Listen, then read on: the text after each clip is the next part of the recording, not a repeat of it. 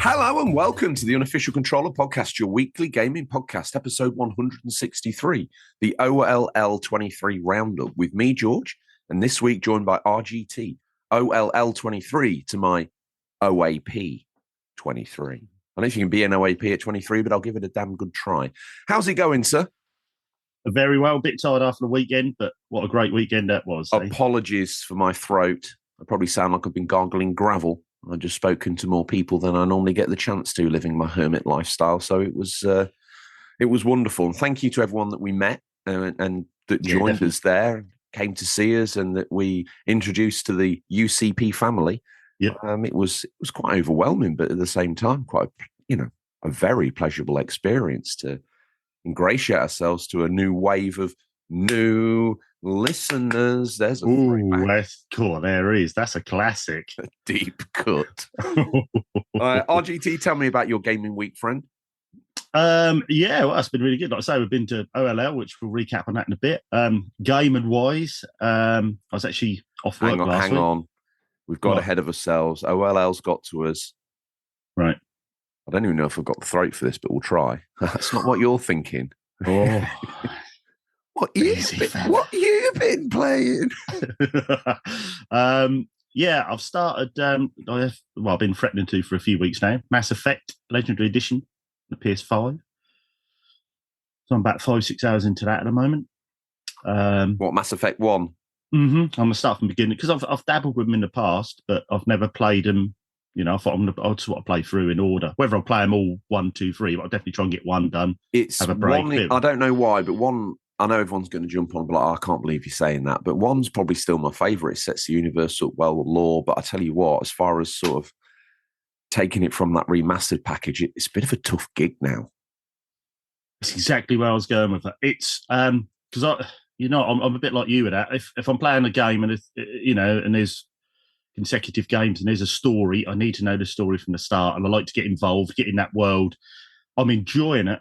But it is very 2-gen ago game, if you know what I mean. It definitely is. It's, the way the story's told, the way you upgrade, the way you sort of negotiate the map is, I'm not saying that's a bad thing because, I play everything from old games to new games, so I'm fine with that. I think it's, if you were a younger game and got into it, that's quite a tough sell because it does feel it's just a shined up PS3, Xbox 360 game. But I mean, yeah, I'm enjoying it. So like I say, I'm only 5-6 hours in at the moment. But yeah, I expect I would imagine it's quite a long story. I'm not sure how long the story is on that. I think the first one's quite short, actually, from memory. Oh, is it really? In terms of an RPG. But I enjoy that world. I love being in space. I love that you've got that sort of space station that you can negotiate around and find your side missions and your missions. Yeah, I enjoyed that. That's right up my street. Combat's pretty good. I quite like that. I'm still learning bits with upgrades and bits and pieces and your crew who'd have with you in your party and that. But yeah, I'm enjoying that. But I've done quite a bit of retro gaming this past week. You got a hidden gem for us this week. Mm-hmm. Okay. Certainly have, yeah. Retro gaming wise, it's been on the Mega CD this week. Serenade me from on top with your talk of this outlandish machine. The Mega CD. What games have you been playing on there, stud? Well, I got back into it because I had, people who know me know I've been working my way from the consoles, getting them recapped, making sure they're running well and, give a bit more life back into them. And I had my Mega CD and some Mega CD 1. And my Mega Drive 1. I've also had my Mega CD 2 and Mega Drive 2 recapped as well, just as a backup. Which actually, when you actually get it done, the difference is quite night and day. You don't realise how much they have to do it until you get it done. But anyway, so I thought, well, I'm going to have a blast back on that. So I've been playing, I actually went on to Soul Feast with me Mega Drive arcade stick, been playing through that. And I've been loving playing that. You forget how good. I mean, because I think originally that and Cobra Command were a packing game, I think. Correct. I think I've got them like on a back to back. Like you flip them over on one side and then you flip it over. It's on the other that's the one I've got. Yeah, but you forget how good that game is. I think it goes under the radar a bit. That, but I think it does. Are um, you preempting the hidden gem there? No, I've got another one. Wow. Better be on the Mega CD. Oh. You've got me lubed up and ready to hit the gym now. Yeah, well, it's not on the Mega CD, so don't be disappointed. Oh, okay. Sensible soccer again. I know soccer's not your thing. But 16-bit retro soccer is more my thing. Yeah, sensible soccer is, well, as far as, I might get a bit of hate on the Discord for this, but as far as I'm concerned, the best soccer game I've made, or football game. But the playability of that game is absolutely phenomenal. You just don't lose it anyway. You get back into it, and you play a few games, and brilliant. Played Little League. I've also got my daughter who is on the Discord, who's thinks she's better than me and is trying to challenge me to a game. So everyone's wanting a bit of a face off there. So I might try and get a little video done of that and post it online just to show me. Not a face off where you and her swap faces, though. You mean like a game? A game. She thinks she's going to beat me, and I think I'll beat her at least 7-0. So I'll thrash her on there and then put it public. So, and then I've been playing Wolfchild as well. That's the very personification of a loving father. Yeah, exactly. None of this, just let them win. No, learn the hard way like I did. I did try and up the prize ante, though, by saying that if she won, she could have a St. Bernard as a pet. Yeah, that's not really helped the situation because we're not having another pet. So thanks for that. But I'll be playing Wolfchild as well. I don't know if you played that version on the Mega CD. Oh, I haven't played on the Mega CD. I'm aware of it. It's never really been my bag, but there was other versions of that, but the Mega CD one's good because obviously you've got the CD soundtrack on it. It was never that liked back in the day, but it's quite a solid little platformer. It's got that sort of old B-side to it where you can change into the wolf, and then you get a lot of projectile once you turn into the wolf. But I find that quite addictive, and the soundtrack's that real sort of synthwave soundtrack, so that's quite addictive. So been playing that too. So apart from that, that's pretty much my gaming week. What about you, George? Well, it's been a week of many tales. It's been a lot of No Man's Sky in PSVR 2. Been thoroughly loving that. You're still on there. I've got my shit now. So is that your real world now? And then your George world outside of it is the VR world? Yeah, real, like what you would class as real life is my VR. When I take the headset off, I'm literally in my own VR world. But No Man's Sky, I've just been tootling around doing some little bits, installing technologies on the ship to improve the hyperdrive and all that other good stuff. So just keeping my head low in a small system, just grinding for materials, hiding around in asteroids, doing my thing. This playthrough that I've chosen on PSVR 2, I normally avoid ship combat. I just want to be under the radar. But it seems to find me at the moment because I've got a lot of high-value things in my What's the combat like in that? Is that... It can be played one or two ways. There is an option to hold one of the buttons to acquire a lock, and your ship, almost like Starfighter, sort of, you can hold it in place and it will just literally follow the craft around like a weapons platform. Okay, yeah. Which is quite rewarding. Or you can let go of that and chase them with the throttle and the stick. But in VR, some of the nuances maybe aren't quite there. You can still do it, but it does get a bit frustrating.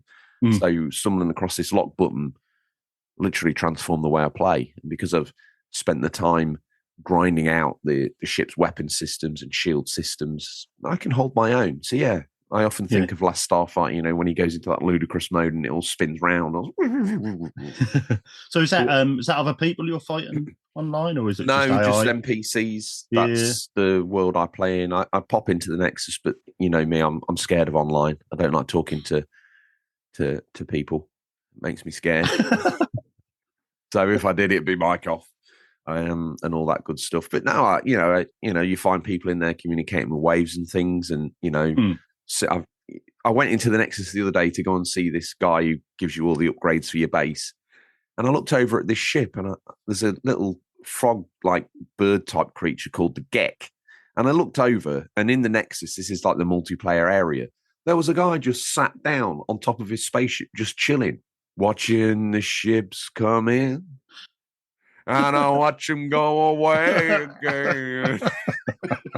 So I rocket blasted over to him and sat down next to him. And he didn't bat an eyelid. He just sort of sat there. And every now and then, as part of the sitting animation, you just kind of, your character, because mine sort of did it in sync, your head rotates around to the right and just does a little bit of a nod, which I thought was, quite brilliant. cool. Yeah. And other than that, I've been feeling a little bit flush. I decided to download the new Farming Simulator as well, because I've been grinding the wheels out of, is it 19 that we used to play? Yeah. And then obviously with the 21, I thought, you know what, now's the time. So I picked up physical, the Platinum Edition, for less than $20 as well, which is great. Talking of books, those that are wondering where our American co-hosts are, they'll be back with us next week. We're just obviously with OLL and other things. We've had a bit of a scheduling conflict. But as far as the bountiful supply of wonderful content, we've had 2 solo American episodes for you. We've got this OLL to round out that sort of Easter week, third Sunday after Pentecost type of podcast show that we are. We're not really, but it kind of fitted the bill, didn't it? For now we are. So Farming Simulator, I've been trying to find a nice British map with some small gates, get the old machinery in there. So I think we're just waiting for the mod packs to catch up, because I did notice that some of the maps are not quite as well populated in terms of sort of granular detail, the grass and things on the side. And this is things that people are making. So, I'm patient. Do you notice much of a change between that and 19? I think that the AI is better. I think just the feel of the vehicles feels a lot better. Some of the texture work from the ploughing. I mean, people join from OLL to hear us talk about video games, and they're lost in the weeds talking about furrow plows. So probably ought to move on quickly from that, because the other game we've been playing is my beloved MLB, the ups and downs of my pitcher's career. It's been... Yeah, I think I've picked up a little bit of a bug in my season, because at the end of one game in the season that I've just finished in the game, I sustained a head injury. Didn't see it happen in the game, so goodness knows how that happened. I am a pitcher only, so I wasn't at bat. Was that a training injury or something? It said after the game, it was like, you were severely injured in the game. You got hit in the face with a ball. Do you want to rest up? Because if you continue to play, you might severely injure yourself. I thought, I've got nothing to lose. I'll rest up. Immediately put me into another game. And then every time I get off the injured list, it immediately puts me back on it. When I check the injury list, it says no injury. I've never known a person be injured and reminded on a daily basis they're injured.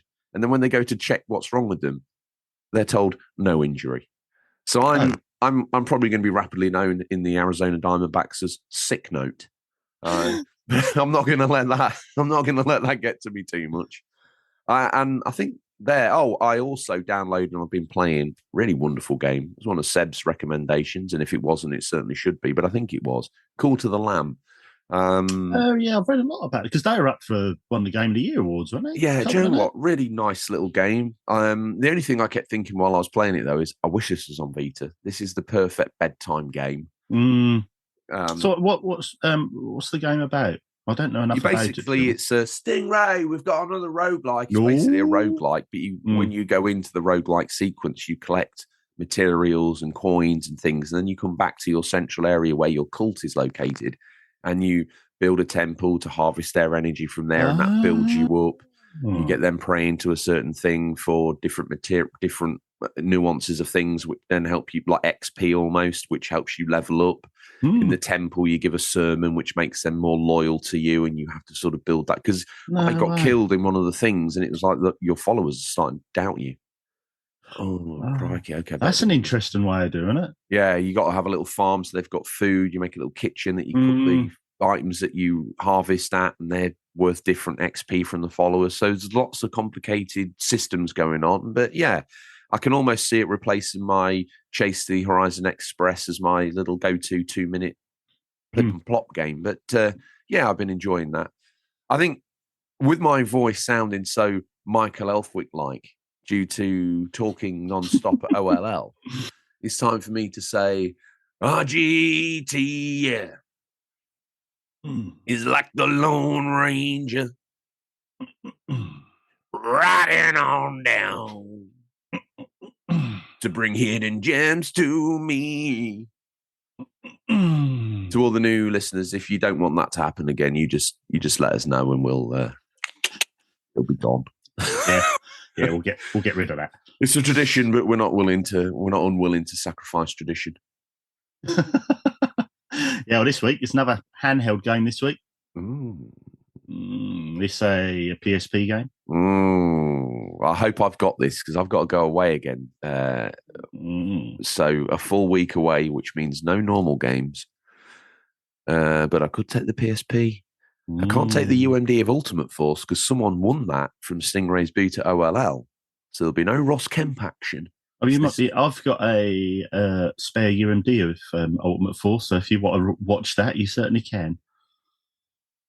It's the UMD that just never goes away, isn't it? Oh, right. Let's skip to let's give me that hidden gem, you little tease. Developed by Sumo Digital. Is it the time where I guess again or no? Mm-hmm. Published by Ubisoft. Ooh.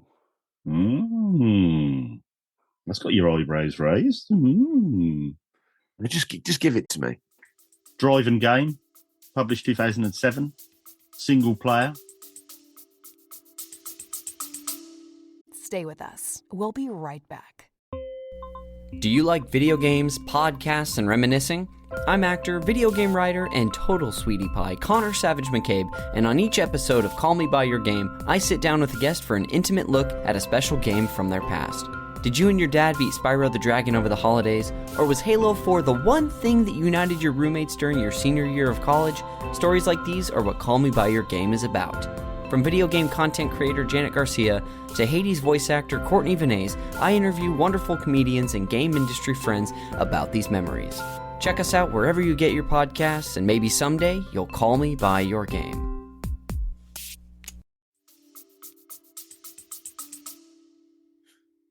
Serenade me some more. Reveal more details to me.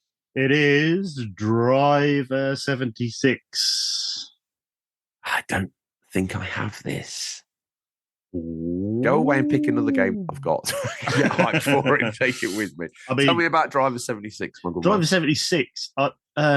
It had very mixed reviews back in the day. I think it was because it was around that time of Vice City Stories, Liberty City Stories, and it is a driver game. It's based in the 1970s. It's predominantly driving, but it is that sort of GTA. It's like a GTA driving version, if you know what I mean. A bit like what the driver games were. It's actually a decent little game. It's got a little story where you get sort of, if I remember rightly, you get like double crossed, and that's you to get back at this crime lord, so you can sort of marry his daughter as she's in she's with a partner at the time who's not a nice chap. So then you go on this wave of missions to get rid of this crime boss. Very good. The cutscenes are like comic book. I wondered how they would be handled. Yeah, but it fits really well. It plays really well. I think it's something, it's quite unique in a way because it's that GTA, or you get that sort of GTA hit from it. It's very GTA, but it is a driving style game, and it does play really well. Not only that, you can pick this up £5, $5. Probably the range would probably be £4 to £8. You can pick this up for complete, nice copy. Mumsy, fetch the credit card. Fetch the UCP Mumsy credit card. Yeah, yeah. But yeah, and I really think if you got a PSP, it's a great little game to have because the story's not long. It does not take long at all. So that's what I'd call an ultimate holiday game. If you're taking your PSP on holiday, if you're going away for a week, this is the perfect game. You can keep jumping in and out. You do a couple of missions, come out, and before you know it, you've completed the story. It's a lovely little game. But yeah, Driver 76, check it out. And as I say every week, if you have got these, if you've played these, or if you're going to pick these up on my recommendations, jump in the Discord. Let me know what you think of them. I've got the list of all my previous hidden gems on there with a little review of them. It's a little price chart as well to see what you get it for. When I'm releasing these hidden gems. But yeah, let me know what you think. If you're not in the Discord, as we have had a flood of new members, but yeah, jump in the Discord and come see what it's all about. If you were nervous, and I speak to the UK listeners, we love you very much. We speak to the German listeners, we love you very much. We talk to the Netherlands listeners, the US listeners, the Philippines listeners, the listeners all across the world that listen to this show. And quite frankly, one wonders why sometimes, but we're very grateful for you being there. You've made us a worldwide smash hit, and for that, we'll be eternally grateful that a couple of bumpkins and 2 American studs are even in your rotation, which we're very grateful for. Okay, well, yes, now would be the time to join the Discord. You can sneak in and no one would even know. Well, we would notice, but you would be amongst friends, lots of new people there. So you fit in immediately. So if you're out there and you've been on the periphery, as I know a lot of you are, because there's not all those thousands in the Discord and it's about time. But welcome to everyone that has joined and return to normal service next week, where hopefully there'll be the 4 of us. You, Seb, Bobby, and I coming back at you with a new episode. I think after this, I've got to get our German friend, Zorro Arts, on the phone. Is in a Discord too. Games developer. So we were bashing around yesterday, and I think we decided we were going to have a little call just to organise. So I'm hoping next week we can do the Makis Adventure episodes. We can talk to him about being an indie developer and the struggles and the strife of that, and talk to him about his game, which is wonderful, which we saw at WASD Live. And Seb's pumped as an indie hidden gem as well. So, very exciting. Are you ready for are you at the point in time in your life where you're ready for a little bit of news? I'm always ready. Okay. Was that a bit too much? I would say it was a little bit predatory, and I'm not talking the guy that sort of blows himself up in front of Arnold Schwarzenegger. Okay. Sorry. Yeah, I'm always ready, George. Perfect. Yeah. It's the news of Scout the very darkest regions of the internet to bring you the latest stories. First up, and again, to the wave of the younger demographic we've picked up, this will mean nothing, but Sega do the birdie dance with a little bit of this and a little bit of this. Forget about the Angry Birds, as there could be a few angry hedgehogs on the horizon or something.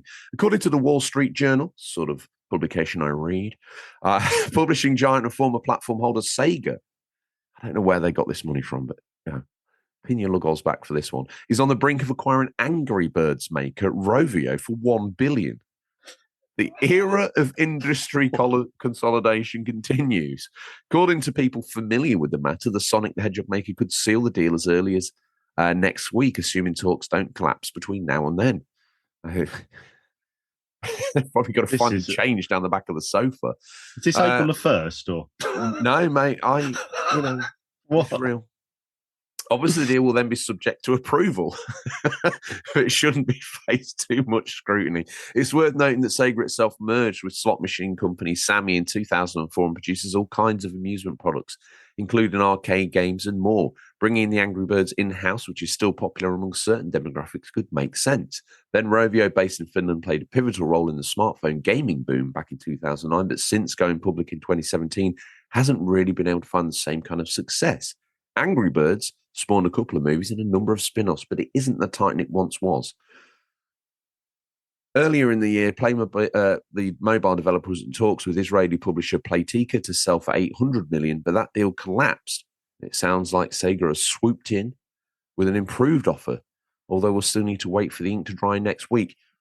My question for you, RGT, is what are Sega thinking? I mean, I'm more worried that Jim Ryan's going to jump in and try and block it. Sega will be $1 billion powerhouse at this point. All I can say, I think the new Angry Birds game is going to have Sonic in it. I mean, are they trying to build up like a... Well, they go more mobile, I don't know. I mean, they did bring Angry Birds to consoles, didn't they, for a bit, I think? Yeah, I just wonder if this is a bid to sort of make sure they're multi-property platform ready. You know, they've got something they could rock out as a movie, so they've got Sonic, they've got this, they could explore the rest of their back catalogue of characters. We've had that's a good point. Crunchyroll anime. We've had lots of different things here where they're sort of experimenting with their back catalogue. Obviously, with the success of the Mario movie, maybe they think, actually, we could do with bolstering this. Yeah. And have a couple of movies or more in rotation. I'd import them to maybe, I think I'll be more inclined to watch a Crazy Taxi movie than that. But Sonic was successful. It paved the way, which is Sega does. It paves the way for everyone else to then walk down a glittery, perfectly tarmac road. No stress, no strain. And they already done an Angry Birds movie. Yeah, there's a couple of those. Yeah. And then spin-offs left, right, and Chelsea. You can't... If I had a time machine, I'd go back into the early 90s home computing scene and make a really rubbish version of Angry Birds so I could lay claim to it. I mean, is that? I don't know if I'm sounding a bit older now, but is Angry Birds still a thing? People still playing Angry Birds? Certain demographics still love a little bit of Angry Birds. You know, you go skeggy, go one of those grabber machines, you guarantee you're going to pull an Angry Bird out. You know, it's been in there for 20 years, but you're going to pull one out. You have to go for the yellow ones, though, because they fit in the claw quite well. Or the red ones. I don't know whether this is experience talking or what. Yeah, I put about 10 quid in trying to get an Angry Bird out back in the day. I put way more than that in trying to get a Minecraft Enderman plush. Oh, really? Yes. When you could have gone on eBay, bought it for half the price. Probably. It was all legs and arms as well. So it was a pretty monstrous plush, if I'm honest with you. But, you know, something I needed at the time. Yes. It's just, you know, with all these big takeovers going on at the moment, it is a strange one. And 1 billion for Angry Birds developer is like, that's a big chunk of cash. That is a bit for Angry Birds. But it's everything they've made over the last however many years and everything they've lost down the back of the sofa, plus that sweetie wrapper and an IOU. Yeah. So it's going to be interesting that the value. I mean, that's a big acquisition for Sega at the moment because, you know, that's a lot of money for them, isn't it? They're not a predominantly, you know, they are a big, that's what I think it was, but they're not. You know, it needed reporting. You know, what on earth is happening here? It doesn't. I just don't think it makes much sense to acquire a dying franchise for that kind of money. Even 800 million that they talked of before seemed egregious to me. But and also, I mean, even if you release another Angry Birds game, is it going to be as popular as the other ones? Probably not. If you're going to do another Angry Birds movie, is it going to be as popular as the other ones? Probably not. I don't. So actually, for that, when they nearly they nearly sold for 800 million. That's now gone for $1 billion, so it's actually gone up in price as well. So they've actually paid more. That's odd. It is, but there you go. Worth knowing. That's the sort of news we bring you. News no one else knows about. News about. Yep, definitely. Especially with Angry Birds fans. You know, the new listeners. That's what they want. This Roblox, Minecraft. Right, next bit of news is Xbox time to clean your room. Xbox has announced today that plans are in the works to improve the new Xbox Home UI that is currently being tested by some Xbox insiders, with current experiments being paused ahead of bigger updates coming soon. Exact details on what to expect haven't been shared just yet, but the Xbox team says that it's heard feedback about the new dashboard feeling overly crowded, with plans to improve this moving forward. We heard from you that the changes to the top of the home did not leave enough space for you to enjoy your backgrounds, and we felt it was crowded. We're working to balance the experience, accessibility, function, and the needs of our community, and bring you a great and refreshed home experience. Whenever these new updates are rolled out, they're likely only to be available to members of the Alpha and Alpha Skip Ahead rings of the Xbox Insider program for now, with a full public rollout to follow some point in 2023. It was mentioned all the way back in September of last year that there were plans to incorporate fan feedback into the final design of the new UI, and clearly Microsoft is following through with this. Let's hope for some big improvements. But it's become, quite an easy place to navigate because it's been very similar for some time, and some of these changes kind of obscure that. Yeah. I think it deserves something new. It deserves a refresh now. It really does. And I think, let's bring that content a little bit more front and center, and let's maybe make it easier just to get straight where you need to be. I watched James the Work Experience Boy on the Xbox, and he can navigate it pretty quickly. And I think, once you get really au fait with it, you can be all over it like a rash. You can have something downloading, you can be here, you can be there, you can be diving into a game, and it all happens very quickly. And it's got that sort of familiar Microsoft feel.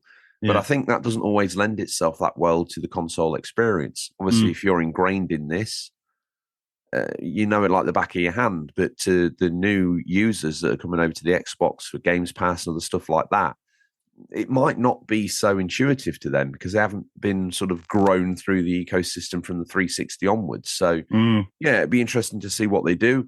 even some tweaks and some bits and bobs will make a big difference. I think that the content is strong there, and I think just a new way of showing it or a new way of cleaning it up and making moving around slick is always well received in a UI. It's really just an aid to navigate from startup to maybe clear your hard drive up a little bit and then boot straight into a game. We don't spend an awfully long time in the UI home sections of these consoles. So does it need a lot of work? It certainly needs something. But yeah, looking forward to seeing what they do. I like the fact that, they've got these insider approval programs, I think much like, most franchises have now, where people can road test stuff ahead of launch. But it's a good idea, isn't it? Just I'm always a little. I know this is going to go against the grain a little bit, but I'm always nervous about fan feedback. I always retell this tale of Steve Jobs. Not that I know him personally, but when they asked him, what about the iPhone? Why didn't you ask people what they wanted? And he said, if I had asked people what they wanted from an Apple phone, we would have ended up with a phone with a slightly bigger screen and much bigger buttons. Sometimes it's dangerous to ask people what they want because they'll just do an irritating, a version of what you've already got. Whereas sometimes someone like us needs to go away, come up with something and say, this is it, and then let people work out what that is and work it from there.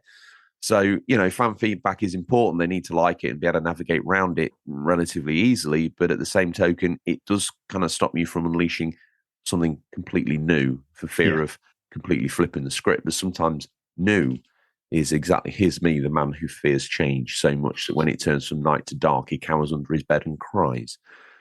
He's still doing that. Always will. Yeah. It always takes me by surprise when the sun just turns off. You've never been the same since you saw Ghostwatch, have you? Never been the same since I saw Ghostwatch. No. Missed the pipes. Still sleeping in mum and dad's bed, if I'm honest. Here's the next bit of news. Never let Nintendo know you copied their homework. At the end of March, Nintendo announced to be releasing an official Legend of Zelda Tears of the Kingdom Switch OLED model.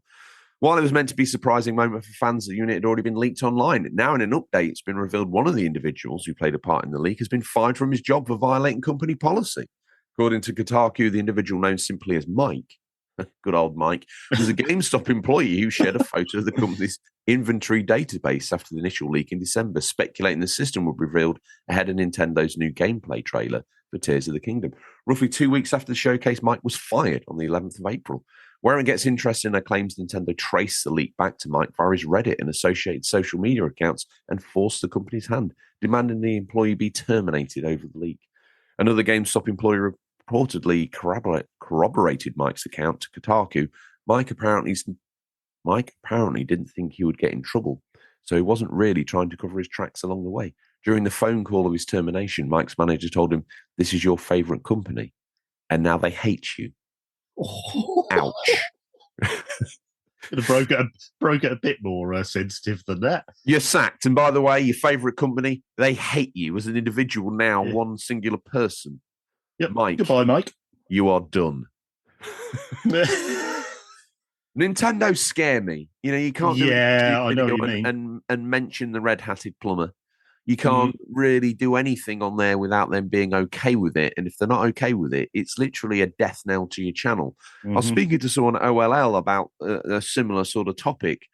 Okay. And their argument was, well, Nintendo's been doing what they do for years. Do they even need this? They were selling games and making waves before YouTube, social media ever even happened. So, are they wrong to shut people down? I thought that is actually a fascinating, interesting take. That's what I don't like getting out of my bedroom that often, right? But when I do, I tend to find a new take on something, and I think, yeah, you're right. Now, everybody else sort of kowtows to social media and the mass of the fan base a little bit. Heck, even we do, but Nintendo doesn't. Not even once. And they'll even almost organise like a sniper-like assassination on said Mike from GameStop. Yeah. And not only that, while he's down, they're going to tell his boss that they hate him. And make sure Mike knows. Yeah. Wow.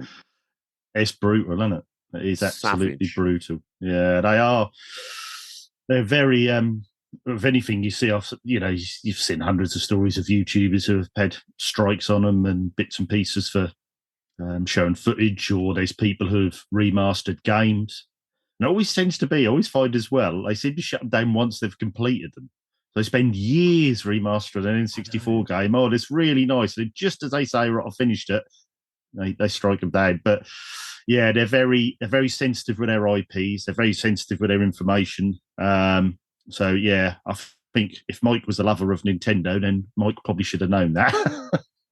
That's a bit of a silly thing to have done. Probably Mike got a little bit giddy. He's got inside information, and we know what that's like. NDAs and people asking not to reveal too much. And I kind of get it. We don't want to ruin anything. We go out our way to make sure we don't spoil too much for anybody. And in a way, Nintendo's probably just saying, well, if we let that pass, then if someone leaks that, then we can't. We need to not let that pass. So we need to have one policy, which is no to any leaks or any sort of escape of information. Not forgetting that ultimately Mike probably got sacked because somewhere in the background there's a contract that he signed that says somewhere that he can't. Bring and I suppose, like you say, I suppose Nintendo backed in the corner a bit because they have to follow that rule now. They let one slip now, and that's all going to be all over their place, and people are going to be uploading all sorts of different Nintendo IPs. So you just stick to your guns, stick to what you know. And what I would say about the physical media stores like Game in the UK or GameStop in the US is you need people to come in and buy physical games. That Knight Rider TAT wireless charging mat is not going to pay the bills. No. One wonders if selling Switch games pays the bills, not in the fact that they're not popular, but in the fact that the margins must be tiny. So, they're probably clubbing that all together for a stack of cash at the end of the day, globally, in the hope that something's paid off. I still love a brick and mortar store as you do, either a big franchise or a mum and pop shop. I don't really mind either which way, but it's always nice to go and pick up something new and physical. There's lots of places you can go and get retro games and browse a Mega Drive or a Genesis game for an hour or two. But new games areas where you can pick up the game and look at the back of the box is getting a little bit slim pickings. Well, I was watching you say that. There's a YouTube channel called Gaming Off the Grid. Wes and Robert, brilliant channel. I've followed them right from the start. They're fantastic guys, and they go out hunting for games. And they've been doing a series lately. They went into their local, I don't know if it was their Walmart or their supermarkets there, and the game and shelves were empty. There was, Nintendo Switch was about 4 copies. The whole racks are empty. That looks as though they'd run out of stock. But they were saying, is this now the point? Have we reached a pivot now? Are physical games? Yeah, well, if you look into a supermarket or the Walmart equivalent of the UK, Asda or Tesco's or whatever it is, there's nothing. There's like an area I used, back in the day, if you decided you were going to pick a game up late or even get a midnight launch, you could easily rock down to Walmart or Asda or whatever it was and pick yourself one up. And there was normally some shelf filler on there as well. Now you go and there might be a third-party controller, half a digital token hanging on a clip, forgotten on the floor, looks like it's been trodden on. And that's about it. You're not getting a game.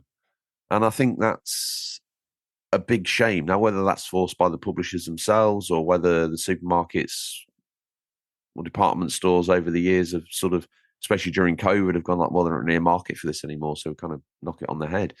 I do believe a lot of it was always done as sort of loss leading purchases as well, which is why you find that the big chains were doing things less in the games and the GameStops of this world, because they knew you would come in to buy the new big game, GTA, FIFA, whatever it was. Yeah. And then you would buy associated tat that they are making money. Yeah, exactly. Yeah. Pick up a 4-pack of Monster, a couple of pack of cup noodles, or whatever it is. I'm stereotyping gamers here, but I think it's our staple diet, so I don't think I'm wrong.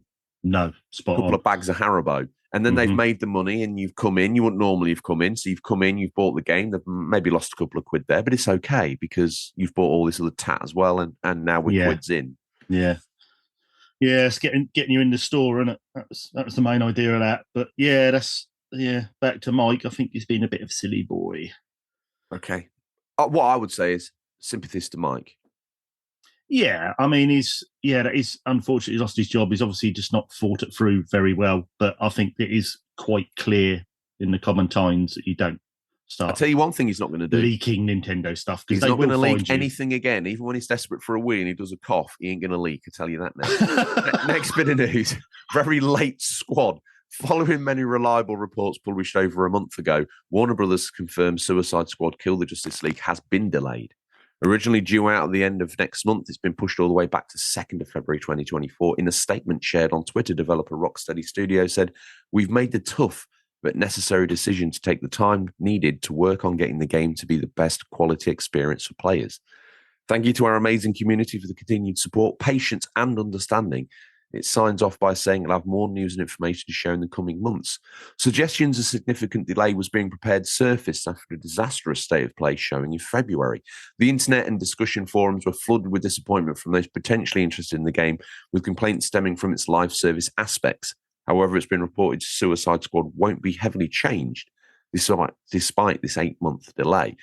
Now, I understand that you're delaying a game in 8 months sounds a long time. Now, I don't know whether that's to push it out of a window, because from my understanding, digging deep on this, I got all Newshound and I dug deep on this. The fundamental. Did you have your jotter and your pen behind your ear? I did, and I had a little bit of. I had press written on a chewing gum wrapper. Nice stuffed touch. in a band of my cap. Oh, nice. Yeah. And what I found out was that fundamentally, I think behind the scenes, they're not really, as they say, they're not really looking at changing anything. So one has to wonder what this delay is. Does this push it out the window of other superhero games releasing this year and therefore into a safe space in February next year where they hope it might be quiet? And therefore it's going to evade what is going to be a very busy year. And especially a live service game, for all intents and purposes, is what it is, that needs to survive by capturing you and then hooking you into its loop. I think what people found most egregious was shooting purple dots and then flying around the map like you're on Fortnite on acid.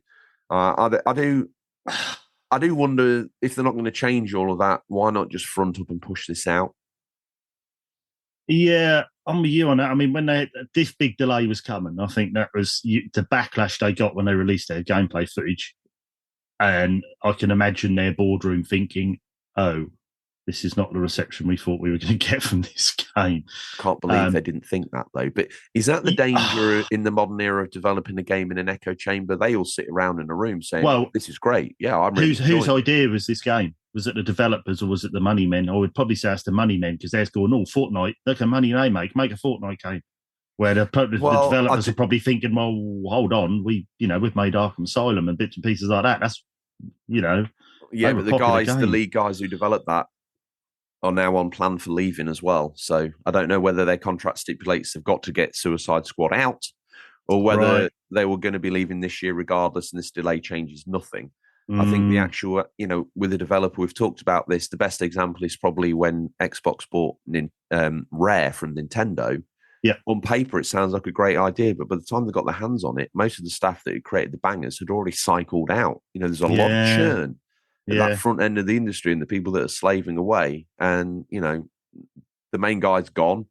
So then you inherit a name and a back catalogue that maybe or maybe not you can't monetize. And we saw it with the Rare Replay bundle that we ended up getting, where we actually managed to then get our hands on some of those banging X franchises that they had. Jet Force Gemini is a great example, and Banjo-Kazooie continues to be good bank for them. But if you don't get the people, you can't recreate that gold. No, if you can't recreate that gold, what are you actually selling here?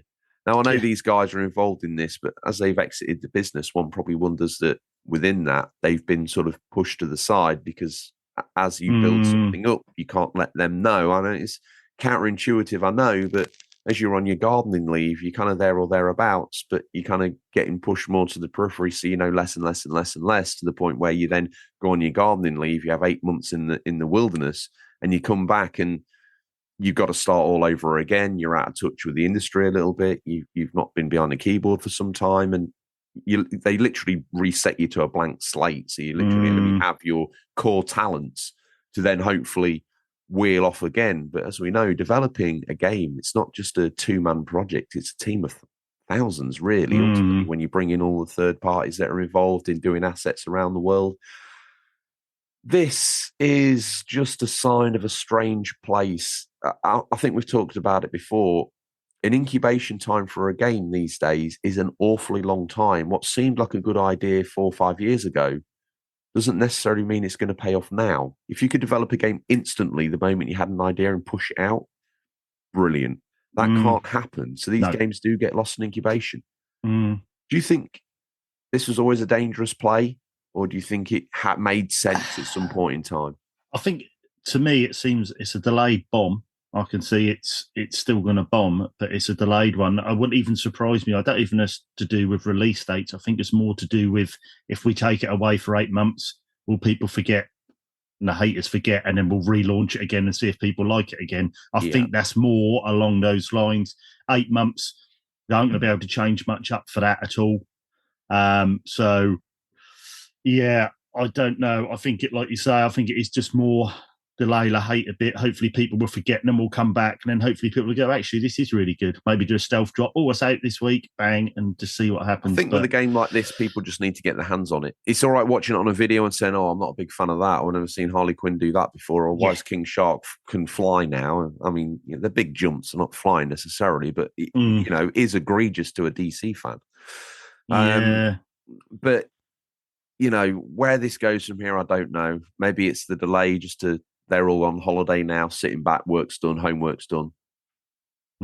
Easy peasy now. I mean, I actually watched this morning before recording. I watched a Game Ranks video, and they were going games that were now, I think it was 14 years old or 15 years old, and they had Arkham Asylum on there. I was watching that, and it still looks really good, still so playable. And I was thinking, this is so different for them. What I like about that is their art style lent into the 360 PS3 era of aesthetic as well. And even now, when you play or you see it running, some of the scratchiness in the textures is almost forgivable.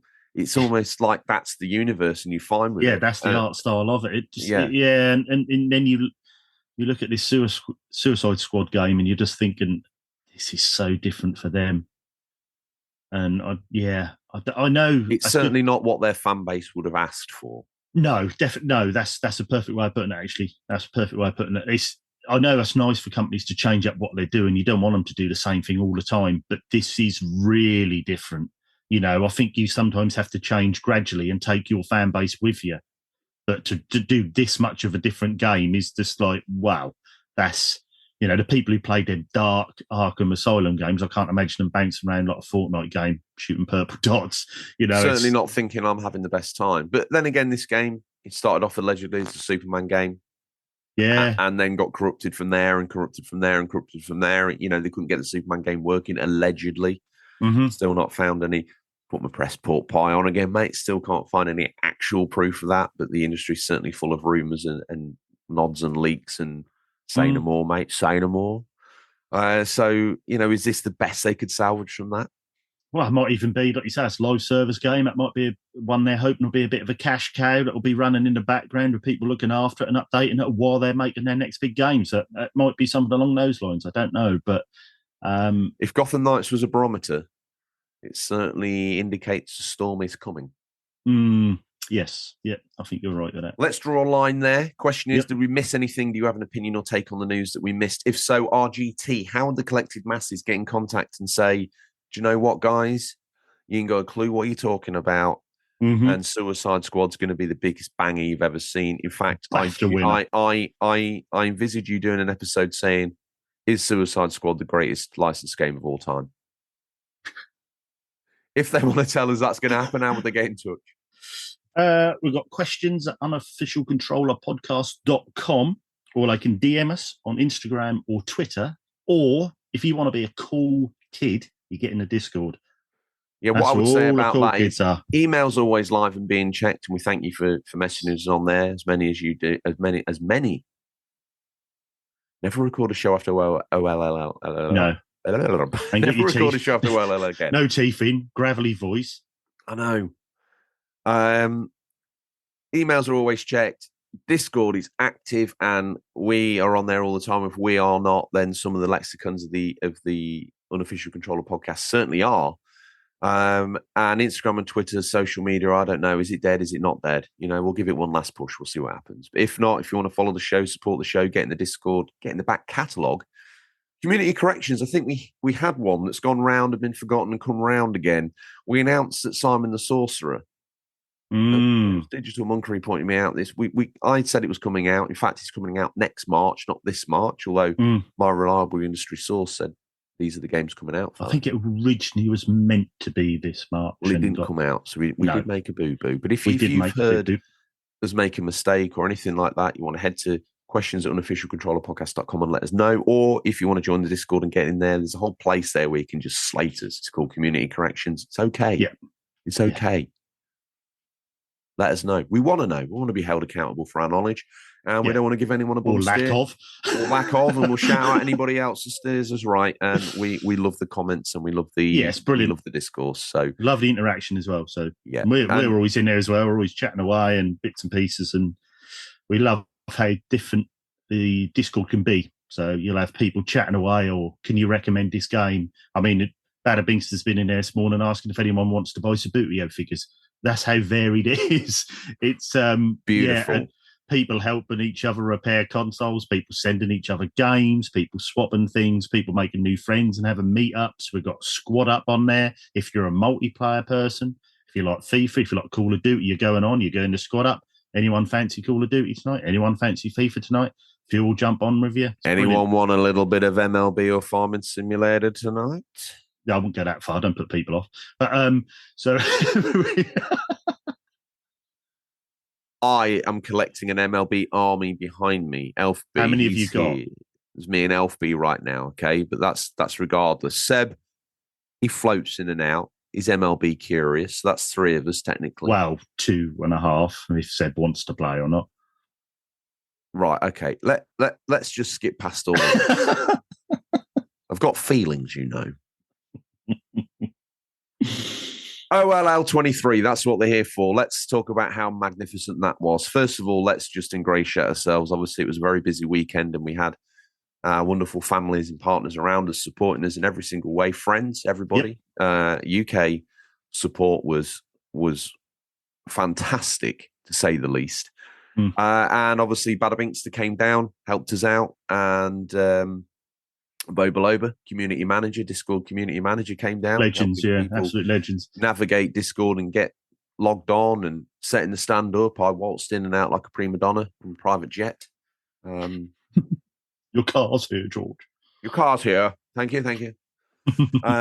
So yeah, it was wonderful. And, you know, I saw some great stuff. There were some wonderful stalls. We met some wonderful people. But mainly just the general public, I think, was the thing that blew me away by it. You know, the willingness to discuss, the fact that underneath everything, there's one thing that unites us all, and it's sort of geeky nerdism. And that was prevalent in talk about movies, TV shows, games. You know, we had Stingray's boot. We actually had some nappies and a dodgy copy of Battle for Endor, which someone won, and then a whole slew of tat in between. Everything from Alvida Same Pet to Hot Tub Time Machine, and then slotted in between that was some Wii U Vita games, PSP UMD of Ultimate Force, and the list goes on. And the lucky winner for that was Slugger Matt X. Yep. I think that's his name. Let's just call him Slugger for now. Obviously a baseball fan, so that's 4 of us. Well, is he, or are you making him a baseball fan? One or both. They apply. What was some of your takeaway from OLL? Well, this is the second time they've done this. This is, in case anyone doesn't know, OLL is One Life Left Gaming, and it is organised and run by John, who has a gaming cafe in Norwich called One Life Left. And the first event was last year, 2022, which I went to just as a paying customer. Really enjoyed it. So that was brilliant to get invited to this one this year. It's very well organised. John does a fantastic job of, you know, looking after everyone, making sure everyone's, you know, in the right place, making sure all the store holders are there. You've got food outlets. This year they've done a Saturday evening they added on, which they didn't do last year. So you had a bar and you had Level Up Leroy as the DJ, who was fantastic, by the way. His mixers were brilliant of 80s pop culture and stuff. So yeah, but you had everything from Amiga clubs who were there showing all the different Amigas and the upgrades and mods they've done. You had right through to new game devs. You had indie developers, even some that aren't even signed to publishers yet, who are trying to promote their games. You had the guy, sorry, his name escapes me now, who's doing the Checkmate cases. You've probably seen on RMC, Retro Man Cave. He's doing them Checkmate cases, which are fantastic, right the way down to store vendors. And then you had you create a community. So you had your YouTubers, John Riggs, you had Ashens, you had Did You Know Gaming, us, obviously, Did you mention that we were there? Yeah, we were there at the front, pride of place. But no, so it was, like John Riggs and Adam Keralick come over all the way from America. They flew over, so it was great to see them guys there for the weekend. So it's really well organised. The parking's really good there. The system of getting you in is really quick there. So, yeah, I've always really liked it. So being there was an absolute pleasure. And it was hard work. It was, long hours each day, but I loved it. As you say, that whole sort of get there, get signed in, get in, not just for us, but for people who just bought a general day ticket, I think was very slick. And the OLL staff were super accommodating to everybody. Oh, they're brilliant. As soon as we were there, another name that escapes me, but there was a lad who works for John. He was straight away. Anything you guys need, we're there. Anything you want, we're here. It wasn't just for us, it was for just general public as well, which I thought was really great. No question was too ridiculous. No request was undealable with. Everyone was kind and polite. And I think that's the other thing that my takeaway from these sorts of events is that we're actually quite a nice sort. Exactly. Gamer characters, aren't we? Definitely. Nerds? We're very kind, nice people, and it was wonderful. It's not always that easy to. I tell you, it takes a little bit of guts to put yourself out there, especially those ones that are going to do cosplay or whatever like that. To rock up somewhere. I would be absolutely bobbing myself in the car on the way down there. I mean, I went cosplay as an MLB player, and even I was nervous. Yeah, yeah. But that's not a safe place to do it, though, isn't it? Because people are dressed up, people are going around. We were loving seeing the different costumes, and and we were talking from so many different people. 1 minute you're talking to Cloud from Final Fantasy, and next minute you're talking to Ratchet and Clank. It was fantastic. It was brilliant. That was such a great suit that dude had on, though. That was just phenomenal. I like that. I'll tell you one thing that piqued my interest as well. Obviously, there was the magazine vendor. I think they're called Sega Mags or something similar on Instagram. Sega, was it the Sega Power guy, was it?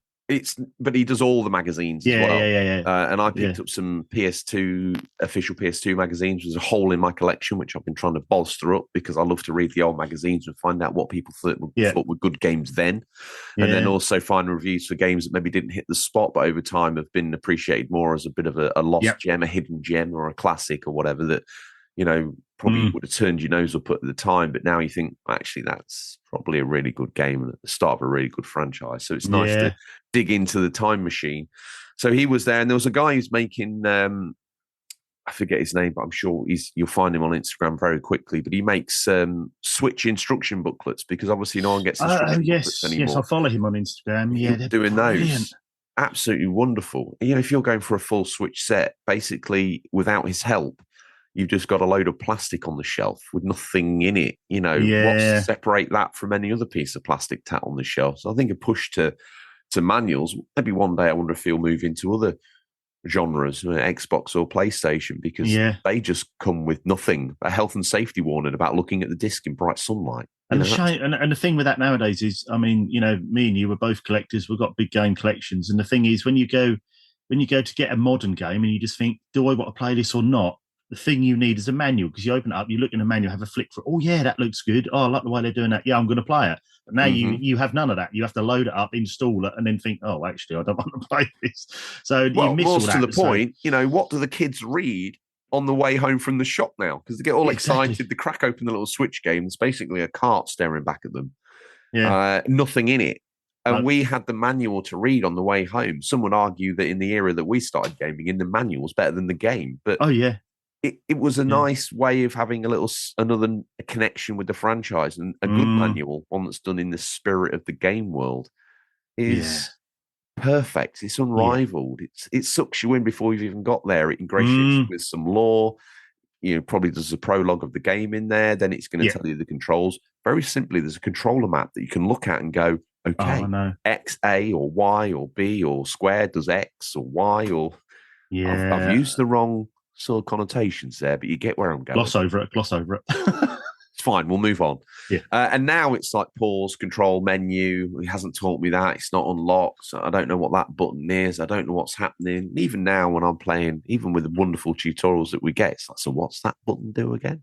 And I was thinking this with MLB. Sorry to bring it back to MLB again, but there's so many nuances in that game that without a manual to tell you, it's a little bit obtuse. I've had to grind through the whole series to get some level of understanding, but sometimes even I think, well, what is that doing? That's a nice touch, making those. Really nice. Yeah, and it just looks good in a case and everything, and I think that's a brilliant idea. And there was loads of those little things. There weren't there loads of these little bespoke things that were there. It was brilliant. Yeah, like the one thing I saw that I thought was really wonderful was the see-through Pokeballs, where they'd use the weren't they stunningly made? She made them. I had a chat with her. She made them all by hand. I said to her, "You've got proper talent making those." And also took something that's normally sort of picked over a car boot was tapped. The little official Pokemon collectibles, probably about an inch tall when they stood up. Put those in there and made like a mini terrarium.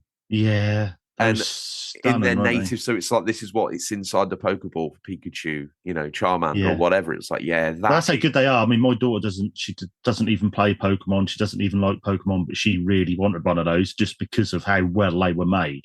They were absolutely beautiful. They were really so good. Nice. And I wonder really, I spoke about this on the show before, I think, so I'd seen this guy on John Riggs' channel before on YouTube, but that was the guy who made the pop-up book game. Did you go and have a look at that? I didn't know he was there, but then afterwards I looked through some stuff on my phone and I thought, I can't believe he was there because that looks. It's like a mini projector and it's a pop-up book that sits upright with the pages open. But as you that will shine the light of your character and some objects onto the pop-up book, and you will do that level, and that'll even if you go through doors, it will disappear and then come out the other side.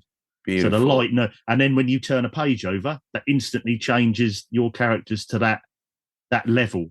So Mike Rouse is going to have my throat out for this, but almost Wonderbook, but good. Oh, that's you blocked. To be fair, in its defence, obviously we had all the one-wavy stuff for Harry Potter in there, but there was a game that kind of explored that idea called Diggs Nightcrawler, which had you move the book in 3D, and he would go indoors and come out. And I think my takeaway from that is the best game on Wonderbook. So to take that idea and actually make it like a projected light onto the book of your character, and I just thought he's a talented guy. That's a clever idea, and that I hope he gets some backing for that. I think that's the tech that a large company, be it Microsoft or probably Sony, have had their hands burnt with this before, but primarily someone like Nintendo could really do big bank out of. So not to publish his game, as savage as that sounds, or maybe help him publish his game, and then take that technology as proprietary and take it in. Well, you know what they need to do, like the Labo they done. You can make a cardboard pop-up book. You could make the book yourself, and then. But I think I don't know how many thrift stores and whatnot I've been around recently where I've just seen stacks of unused Labos. It's a bit like Wii Balance Board, and I was actually a little bit sort of disappointed by that. But I think thinking about it, James, a work experience boy, he's got some Labo. And although they look rather simplistic, they're not that simplistic to build. And I think it tends to be something that needs parental help. And I'm a parent, and I know we all say this, but we'll do it tomorrow. Yeah. Yeah. And then before you know it, the kid's 16 and they don't want that around anymore. Yeah. So they've ended up down the Chazza. And there was a big pile of half-built stuff, and then underneath it just stack Labo. I was like, wow. Didn't expect to see that.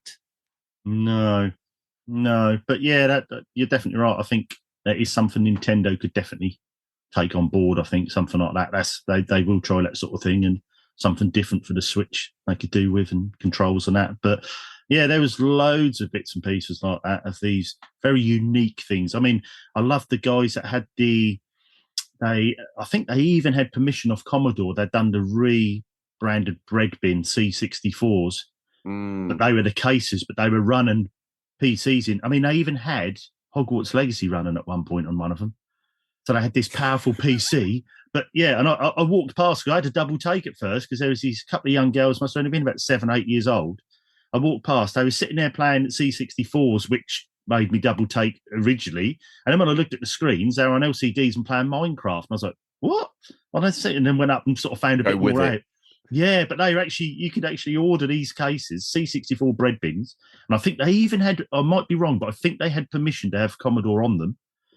And they even had, you could actually order the case in different colours. You could have LED lit up keys, and I just thought, how inventive is that? So brilliant. But that's, OLL is a place you're going to find all this really unique stuff. I tell you something we did see there, which was wonderful. Long time friend of the show, long time support of the show. It's Much More. Yes. Yeah. Great guy. Yeah. Had 2 or 3 good chats to him. And he'd set up his little LAN area with his Xboxes for people to play Counter-Strike and stuff. That was great. Yeah, and his modded Xboxes. Yeah, brilliant idea.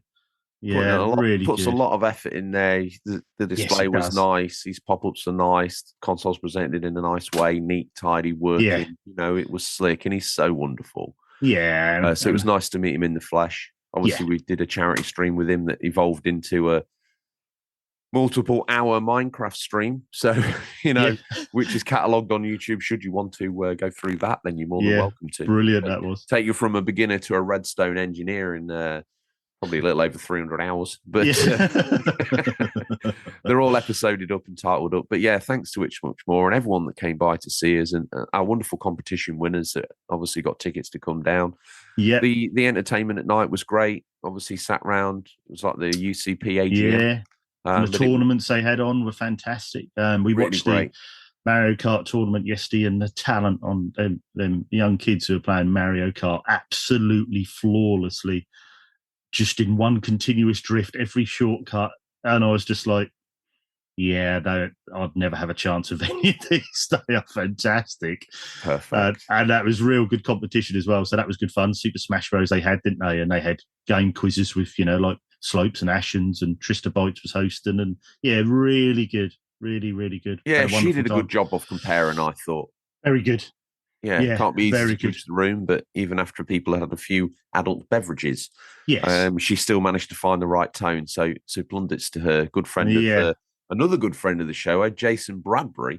He's managed to escape the gravitational mass of Lincolnshire and disappear down to Cornwall or wherever he hides out now. But it was nice to see her and did a great job. So the whole thing had quite a slick feeling to it. So hopefully we didn't upset anyone, and we're welcome back next year. I think my demands of a rider, I wanted, XYZ green M&Ms and and they couldn't find enough roses to have the petals to chuck in front of your feet when you went in. They basically ignored all of that, and I still felt amazing anyway. So fair play to them. And they said you're not allowed to come in arriving on a white horse. So they carried you on a chair bed though, which I was a bit disappointed about.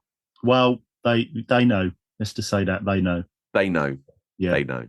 And fair play to them. One man that wasn't necessarily there, but could have been there, but no one would have really known if he was there. I mean, if that's OLL wrapped up, thank you to everyone that came. It was I think I'd like to say that it was brilliant on both counts for us, because we met listeners of the show, fans of the show. That was great to meet them. I had 2 or 3 comments where they just kept saying, "That's really weird to see your face and hear your voice, because I didn't think you looked like that." And I was like, well, sorry for the disappointment. But also, they always said, whenever I see your face, I just keep thinking of your laugh. So I said, I don't know if that's a good thing or not. Your laugh is more intoxicating than crack. It's more addictive as well. I had that a few times, but also that was good to meet loads of new people. We've had loads of new people in the Discord, hopefully got loads of new listeners. Then on the other side of that, we've made networking, we've made connections. We've been speaking to new people like Middle-Aged Gamer Guy, and we've met Ashens before, but it's nice to link up with Ashens again, and John Riggs from America are people you would never meet in the flesh. So now, Adam Correlate was a nice surprise as well. Exactly. He's been following him for a while, and his passion comes through, doesn't Kim it? Justice is there, so that was lovely to chat to all these people and just link up and just have those connections, as well as meeting fans, and then hopefully get new fans as well and listeners. So really, really enjoyable experience. Nice. Okay. Well, obviously he must have been there, but I didn't see him in his normal form. You didn't see him. Everyone wanted to know why we were doing a giveaway that had some nappies in it and a handmade copy of Battle for Endor. Well, that's because Stingray is the man that used to bring us our pirate video games as youngsters, and he would sell everything from counterfeit nappies to a dodgy nappies. I'm sounding like Seb. Nappies, trying to do his English accent. Nappies. We do everything from counterfeit nappies to a dodgy copy for Battle for Endor, Battle for Endor, and everything in between. We used to get DVDs, VHS, games off this guy, and now we use them as the medium to talk about the new release highlights for this week. Someone won that. We've already talked about Slugger Matt X, and that is well done. That's brilliant. I'm getting that. Unfortunately, gone before the end, but as I've always said, I will. Whoever won, if you're not there but you entered, I will post them to you. So I will be posted to him this week. He sent me his address, so he will be getting them at the end of the week. But yeah, one thing I would say, in addition to that, to obviously the long-serving community that we've had with us, we haven't forgotten about you. We've brought some stuff home from OLL. Some of the exclusive merch that we had created for that event. We've signed, and we will be, over the next month or so, we'll be doing some bits and bobs in the Discord. We'll be doing some bits and bobs on here as well, on the audio show, the glue that holds the community together, or we like to think so. It might be the kryptonite that pushes them away into each other. Either way, it's serving the purpose. It's serving the purpose. So we've got lots of things to give away, OLL exclusives, nice bits and bobs. So we'll get something together and make sure everyone gets a slice of the love, which I think is important to us. So now it's time to bring him in. It's time for a peek in what we affectionately call Stingray's boot, what's nestled between some counterfeit nappies and a dodgy copy of Battle for Endor this week. These are the new release highlights for the week April 17th to April 23rd, 2023. Listeners, these are out on digital or physical, or will be by the time this podcast is in your feed, but could be. It could be region dependent. You know that stuff that goes in. Hold up, Ray. I know you're here, but just wait. You know that stuff that goes in the centre of lockets? The cough sweet from the UK. Where we're headed here. You suck on, and then it releases this liquid down your throat. Oh, yes. I could do with someone just bringing me a pint of that. A pint? Yeah. That'd be quite hard to chug. A pint. What? I mean, I can Probably sit here and break a few lockets open, but it's going to be about 300 to actually fill a pint up, I would imagine. And the rest, I reckon. It'd be like trying to chug honey. Maybe that's what I should just do. Maybe I should go and just have a glass of honey. You'll be all right. Lemon and honey. Yeah. So Ray's here. It's bizarre because I'm seeing him this week as Norris McWhirter, the Guinness Book of Records adjudicator, most famous in the UK. He's probably passed away. This is the power of Stingray. And bizarrely, I'm seeing Wayne Ray as Bobby Davro in a bath of trying to survive for the longest time anyone's ever survived in a bath of beans. A tiny little Bobby Davro. To the American listeners, you'll have to ask in the Discord who Bobby Davro is, but he's a UK comedy legend. Well, he's from the UK. And this is submerged in beans. Oh, my God. Me, Ray, this week, as always, he's on theme. He's always on theme. So today it's like in this massive power glove suit. Wow, I thought you were going to be like his little versions of John Riggs. Jim Biggs. Jim Biggs. No, he's a power glove. He's in a power glove suit. and poor little Wayne stand next to him just as this little NES controller, but normally where the D-pad would be is just his little cherub face sticking out the hole where the D-pad would be. Like mashed through a cross. Yeah. That's going to leave a mark. That definitely is. And that's a tight suit. Wow. Let's get the boot pop, Ray. Let's have a look. First out the boot, it's a PC game. Beyond the Long Night, April 17th, explore a whimsical underground world whilst being chased by a mysterious corrupting force and this charming twin stick. Ray, we've got another roguelike. Befriend lovable characters and fend off enemies with chaotic abilities and uncover the secrets of the subterranean kingdom caught in a time loop. Well, not the delay. Caught in a time loop. You know, when I went to college classes to learn how to be a podcaster, they said sometimes doing that puts you amongst the gods. And who was the ultimate person of doing that? Jeremy Clarkson, when he used to say, it is the biggest in the world. Oh, I was taught by a local radio hospital DJ who said that the pause makes sure people are still alive because they buzz the nurses to see if there's something gone wrong with the headset. It was just a very quick way of doing a roll call of the hospital premises. It's one way of doing it, I suppose. Next up, Suffer the Night, PC, April 17th. Suffer the Night is a first-person survival horror experience. Play Chapter 1 now for free. I repeat, for free. Mm. The envelope is just the beginning. Burn it, destroy it. Don't play this game. When you see the pale man, it's already too late. One thing I'd say about that game, I'm out. It sounds a little bit too Ghostwatchy for me. You don't do Ghostwatchy stuff, do you? No. You get a little a bit 40-something-year-old man should not still be sharing a bed with his parents.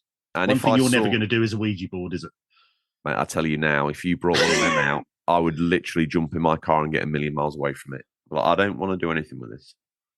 I don't believe in it, but if there's a small chance it's real, why do you want to bring a demon in here? Next time we meet up, George, I'm bringing the Ouija board. Don't get upset when I smash my knee through it and crack it clean in half. You mustn't do that. You upset spirits. But anyway, we won't go any further on that. You're upsetting my spirits bringing that in here. Disney Speedstorm. Obviously, the PC Master Race had a gun in at the start of race. They haven't they? Yeah, well, don't worry, because Disney Speedstorm is also on PC, PS5, Xbox Series X. It's on the PS4, the Xbox collection of consoles, and the Switch, April 18th. Welcome to Disney Speedstorm. Drift into the ultimate hero-based combat racing game set on a high-speed circuits inspired by Disney and Pixar worlds. Master each character's unique skills and claim victory in this thrilling arcade racing experience from the creators of the Asphalt series. They're going to use that in the trade, I reckon. If they've spent all the rest of their budget. Yeah, getting the Asphalt license. Right, next up, we have God of Rock, PC, PS5, Xbox Series of Consoles, PS4 and Xbox One and Switch, April 18th. The God of Rock has gathered the universe's greatest musicians to clash for musical supremacy. Battle to the beat by hitting the notes in rhythm and unleashed harmonic attacks against opponents in this competitive rhythm fighting game hybrid. Wow. That sounds like a bit similar to what was the one on Xbox that they done recently? That was sort of rhythm based, wasn't it? Hi-Fi Rush. Hi-Fi Rush, yeah. I wonder if it's like that or if it was. I wondered if this was more like that Jack Black game that they brought out all those years ago. Brutal Legend. There was a couple of games like that came out all the time, and I wonder if this is like a spiritual sequel to it.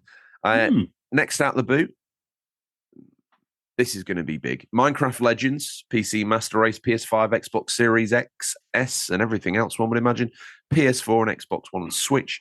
Discover the mysteries of Minecraft Legends, a new action strategy game. Explore a gentle land of rich resources and lush biomes on the brink of destruction.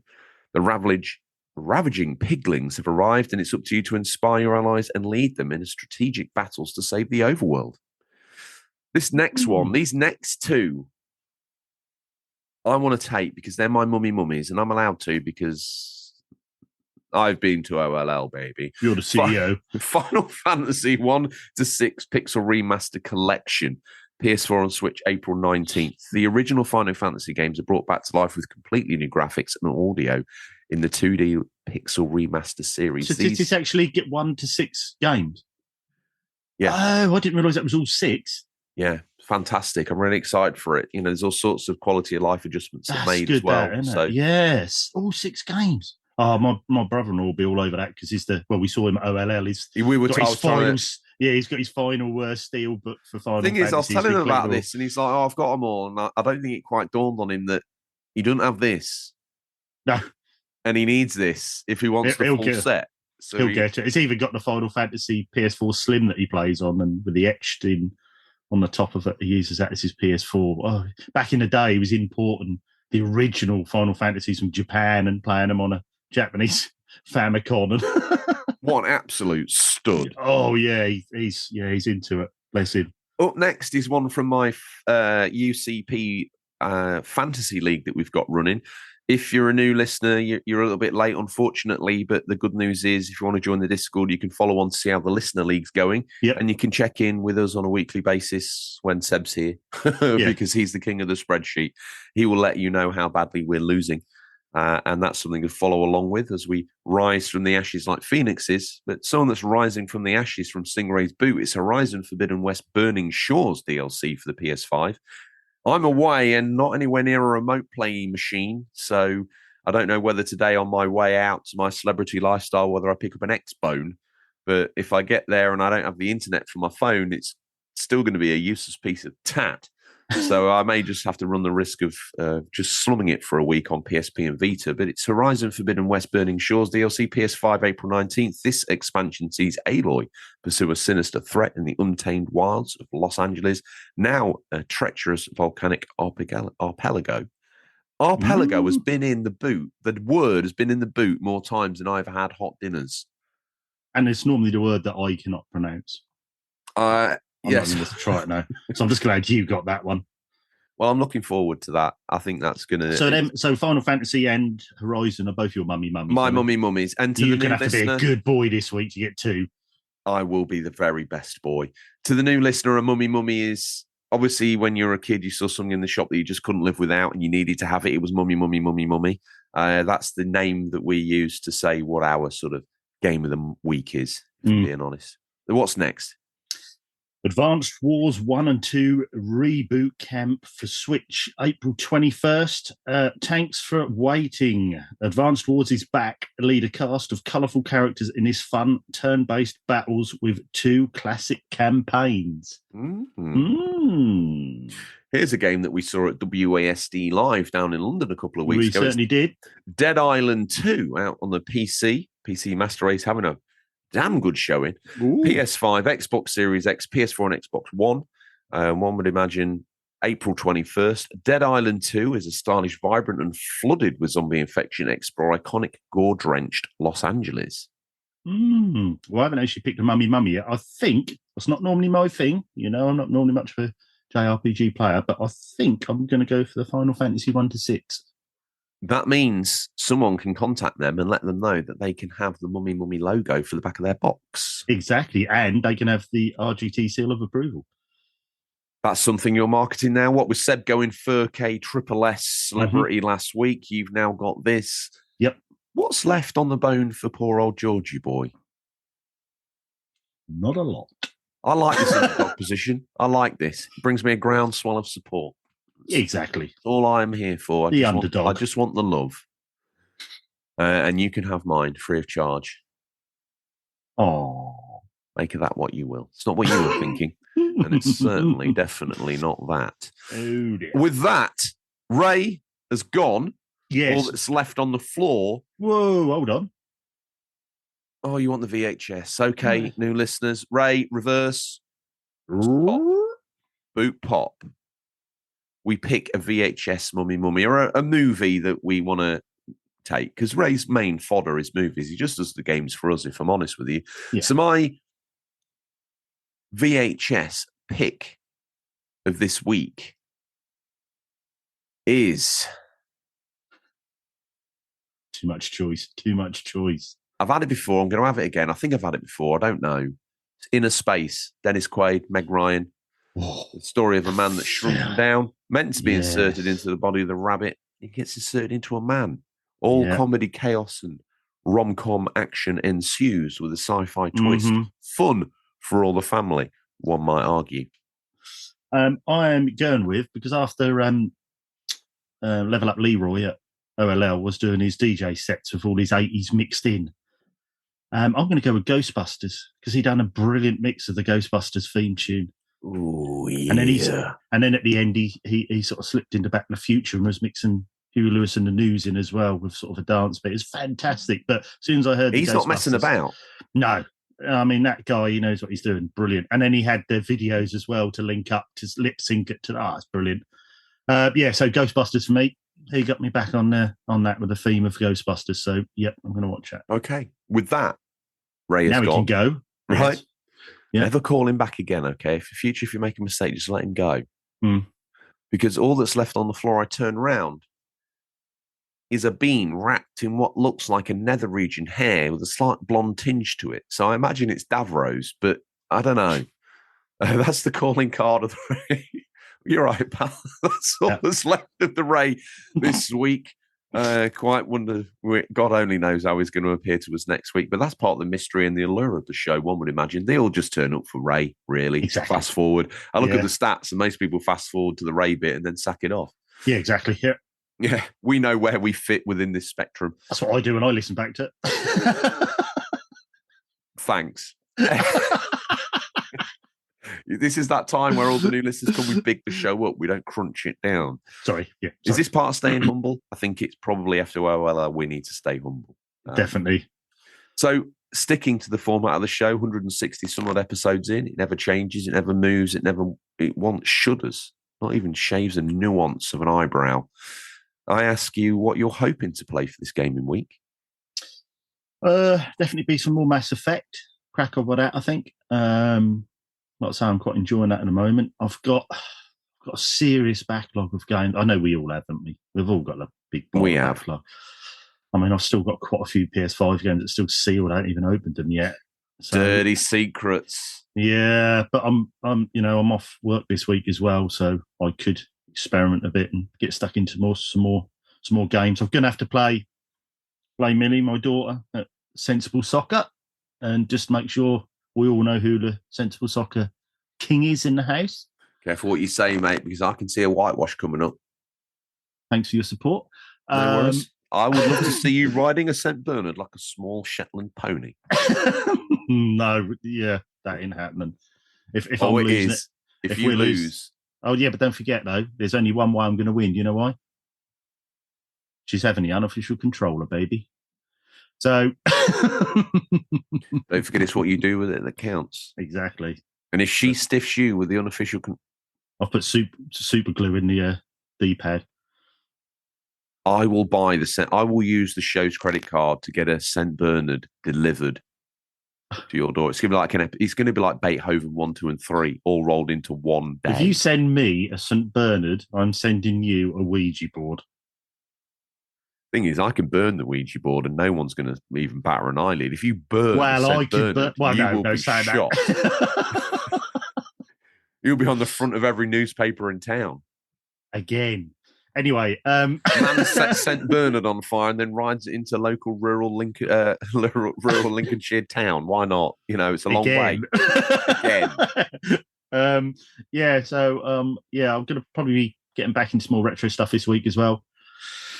I know I'm always drifting between different retro consoles, but Mega Drive, Mega CD, I'm sort of on at the moment. So I forgot to say, I did actually have a round of golf on PGA Tour as well on the Mega Drive. PGA Tour Golf 2, I forgot to put that in what I've been playing, and I absolutely loved playing that again. So I'll probably have another round of that and dip in and out of some old stuff. But yeah. Is that the one where the menu has you going into like a clubhouse or a shop? No, I think that's the first one. The second one, it almost looks like a bit of a PC top menu. Yes. It's the game, but I know, I actually played it through my Retron 5. But, I have it set up so it looks... How dare you? Absolute filth. An advocate of OG hardware. And but you know why? Because the CRT meant that I had to have my head on the side. So I thought, well, if I play it on the big screen, I'm more centered then. Just a bit of a lazy thing. But the gameplay's still brilliant on that game. That's burn so the Mega much CD, fun. burn it all, unless it's made of camphor. But burn them all and the soldiers. Anyone who watched Red Dwarf will get that. But yeah, so that's what I'm hoping to play this week. Bit more Mega Drive, bit more Mega CD. Try and dip in my backlog and a bit of Mass Effect again. What about you, George? In between being pulled from pillar to post, I will be keeping my nose clean in a hotel room. Mm-hmm. Probably playing Vita and PSP. Mm-hmm. So I'm probably going to have a dabble on Minecraft's wonderful on the Vita, so I'll probably have a little dabble around with that. I've got an ongoing save I can mess about with. There'll be some MLB action. There'll be some Darkest Dungeon. There's going to be some UMD activity going on. There's probably going to be a lot of Quest watched in a hotel room, I'm sure. I love a bit of that as well. Confession. Everyone's like, this guy we find is super boring, isn't he? He likes salvage hunters, PSP. Ross Kemp. I think we followed the wrong show. But if you're thinking exactly the opposite of that, welcome to the family. Yep. If not, okay. And just to round it out again, everyone that's supported the show to this point, everyone that's joined the show recently, you literally are part of the family, especially if you've got yourself into the Discord. And again, if you're on the fringes, you don't have to, don't get me wrong, but I think you're missing the bulk of the action there. You want to speak to Seb, Bobby, our big American co-stars, if you want to speak to and I also got known. a general consensus at OLL. Some people had sort of said to us they were worried about joining the Discord because you have to be on it all the time. You don't have to be on it all the time. No, definitely not. There's different conversations going on. You can jump in, say what you're playing, or if you see a game someone's playing, say, I really enjoyed that, and you jump out. There's little conversations. If you want to come on once a month and talk to me about MLB or talk to me about Downton Abbey, of which there's a whole channel dedicated to. The channels range from what you've had for tea to Downton Abbey to movies to politics to anything. You don't have to pets. You don't have to go with them. You don't even have to read them. You can just you can exist in general nonsense, or you can just exist in any of the other ones and be nowhere else. Just find your safe space. Even if you got a question, any question about gaming, there's so many people in there, knowledgeable people as well. Helpful as well. We've got like Rose Space Monkeys going for a complete Dreamcast collection. If you want to know anything about Dreamcast, hit him up. You've got people who are big Xbox players. If there's anything you want to know about Games Pass, hit them up. There's people, PlayStationers, retro people. You've got Digital Monkery, who's a big Mega Drive collector. All them people are there, and you can chat away, and they're all so friendly. Yeah, so there's something for every gamer in there. Literally. And the overriding vibe is it's a really friendly, humble place. And, like we say, if you want to get behind the scenes news of the show, that's the place to go.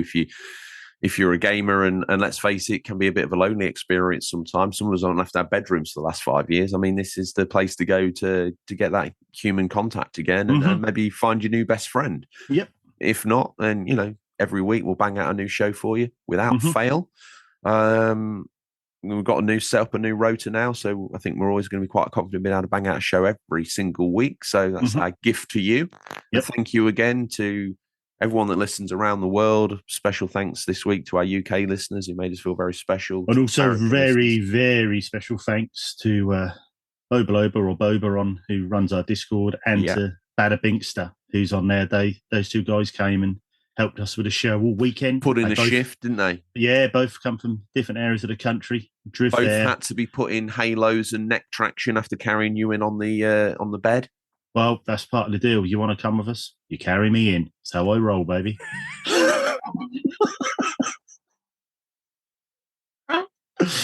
So I had, so once they'd put me down in my throne, and Bada Binkster was feeding me grapes while Boba just gently fanned me with a palm leaf. I love the fact that I got the job of picking your dead athlete's athlete's foot, dead skin from between your toes. Someone's got to do it. It was a little OTT that you forced me to eat it. There was no bins. We didn't want to leave a mess for John. That's fair enough. I understand why I did come that. on, don't be selfish, George. Let's end this now. Yep. That's all we have time for this week. Listeners, always thank you for your time. I look forward to the pleasure of speaking to you again next week. Until then, happy gaming. Remember, there's nothing wrong with being given the unofficial controller. It's what you do that counts. See you, RGT. See you, George.